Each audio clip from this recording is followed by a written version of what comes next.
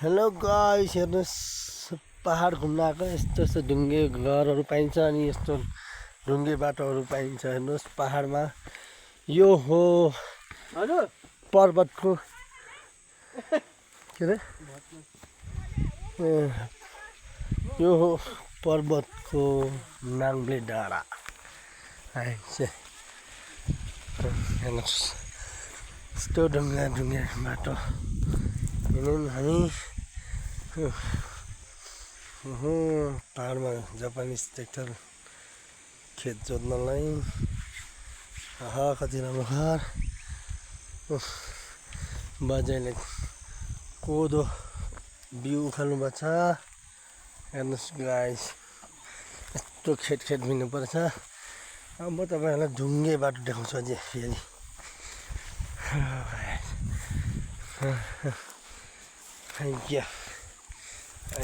थक्के कोदो उखाल्नु भएको आमा। हामी नलपुर, चितवन नलपुर। यहीँ हो आएको। हजुर को आउँदैछु पुनहरू नातो छन्। ए लाउरे त्यहाँबाट आएको छन्। कतातिर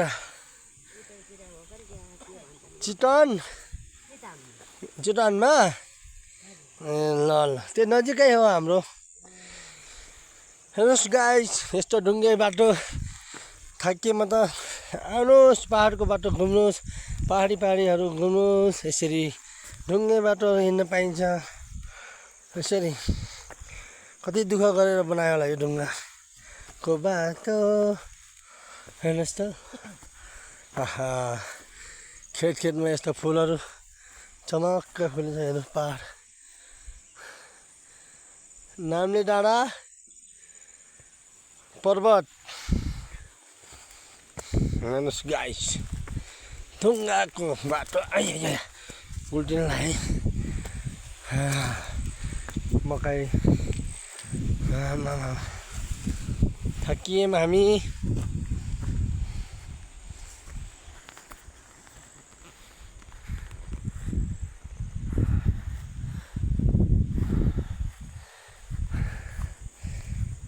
यति राम्रो फुल हो।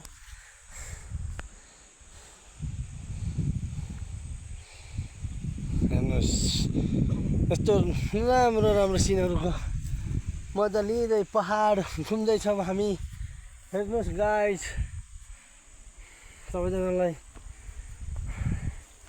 आउनुहोस् तपाईँहरू पनि घुम्नुहोस् पहाडमा। यस्तो चिसो हावा खाने पाउने रहेछ। हेर्नुहोस् त